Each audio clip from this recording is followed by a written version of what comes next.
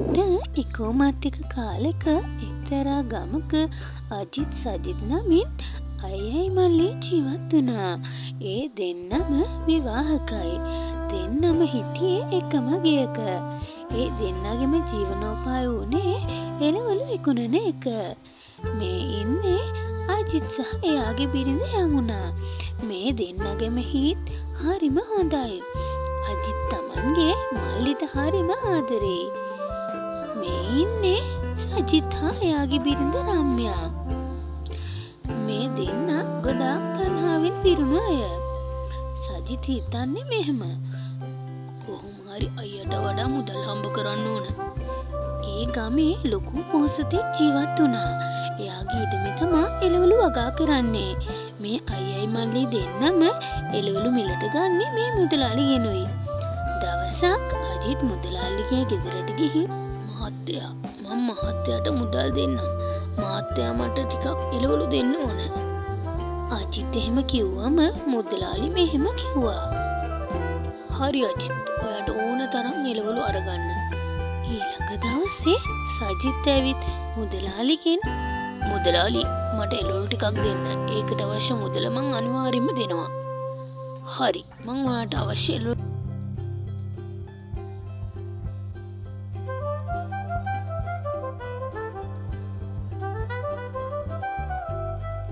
කොට සජිත් එයාගේ අයියට මෙහෙම කිව්වා. අයියේ, ඔයා මෙතන කරත්ත තියාගෙන හිටියොත් මිනිස්සු හැමෝම ඔයා ළඟට එයි. එතකොට මගේ එළවලු ටික විකුණෙන්නේ නැහැ. ඔයා ඔයාගේ කරත්තේ වෙන තැනකට අරන් යන්න. තරහ වෙන්න එපා මල්ලි. මල්ලි කැමති නැත්නම් මෙතන මං කරත්තේ තියාගෙන ඉන්න. මම ඔයා තැනකට ගෙනියන්නම්. මල්ලි හොඳින් හිටියොත් ඒ මට ඇති මල්ලි.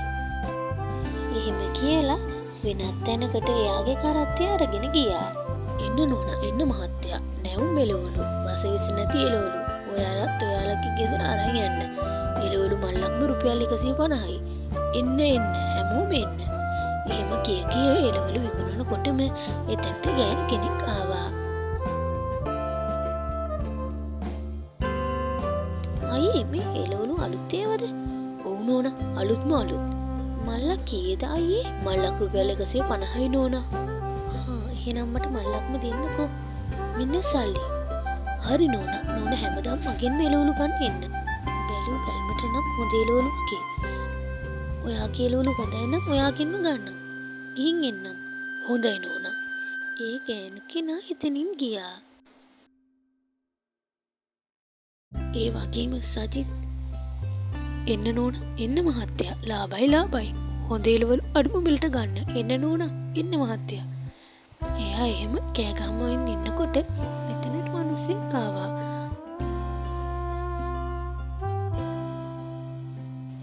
එන්න මහත්තයා.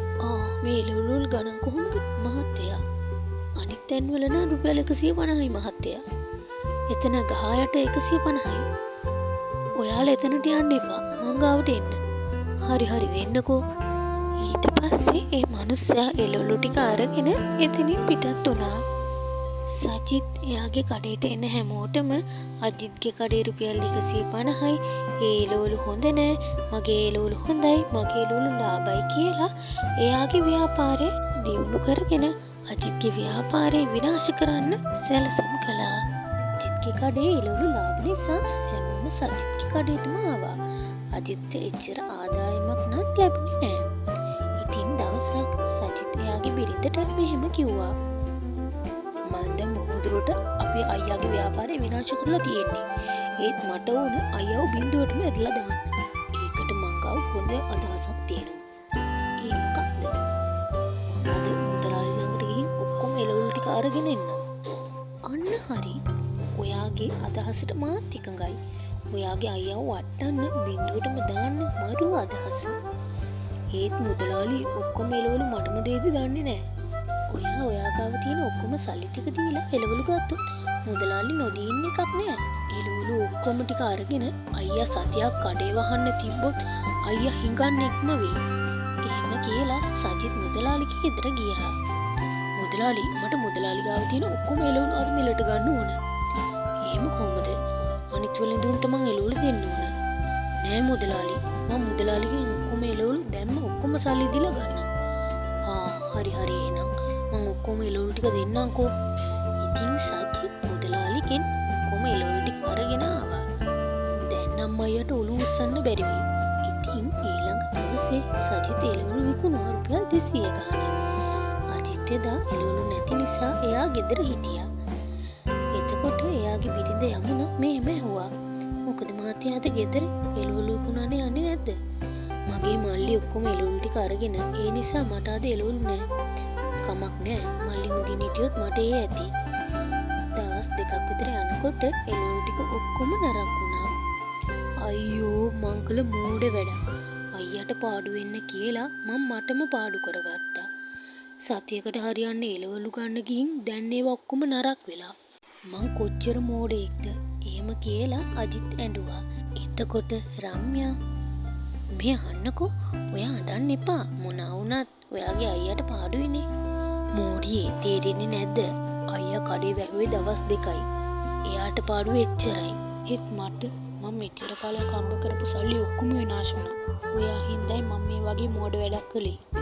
මගේ අයියා මට කවදාවත් නරක කරලා නැහැ. ඔයා තමයි මගේ හිත වෙනස් කළේ. මං ඉස්සර මගේ අයියට වගේ ආදරේ. මං දැන් මගේ අයියාගෙන් සමාව ඉල්ලනවා. කරපු හැමදේම කියලා. ඔයා කරපු හැමදේම කියන්න ගියොත් අයියට තරහ ගිහි ඔයාට ගැහුවොත් අයියා මාව මැරුවත් මට කමක් නැහැ. මං අද උන හැමදේම කියලා අයියාගෙන් සමාව ඉල්ලනවා.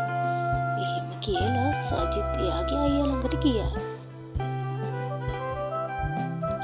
අයියේ මට සමාව දෙන්න. මං ඔයාව බින්දුවටම ඇදලා දාන්න ගොඩාක් උත්සාහ කළා. ඒත් අයියා මේ වෙනකම් මට කිසිම වැරද්දක් කරලා නැහැ. මං කොහොම මේ වගේ කැත වැඩක් කළාද කියලා මට හිතා ගන්නත් බැහැ. අයියාට පුළුවන් නම් මට සමාව දෙන්න. අයියාගේ අතින්ම මාව මැරලා දැම්මත් අයියාට පින්. මල්ලි මං ඔයාට සහෝදරයෙක් වගේ නෙවෙයි පුතෙකුට වගේ සැලකුවේ. තාත්තා කෙනෙක් කවදාවත් තමන්ගේ දරුවට වෛර කරන්නේ නැහැ. ඔයා මට මගේම දරුවෙක් හා සමානයි. ඔයා මාව මැරලා දැම්මත් මං ඔයාට වෛර කරන්නේ නැහැ. එතකොට සජිත් ගොඩාක් සතුටු වුණා. ඉතින් ඊට පස්සේ අයියයි මල්ලි දෙන්නම තමන්ගේ ව්‍යාපාරය දියුණු කරගෙන සතුටින් එකමුතු වෙමින් එකම ගෙදර ජීවත් වුණා. අපේ channel එකේ අපි ලස්සන කාටුන් දානවා. ලොකු පොඩි හැමෝටම.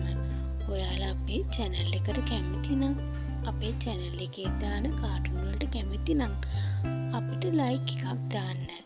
යාළුවන්ට share කරන්න අමතක කරන්න එපා.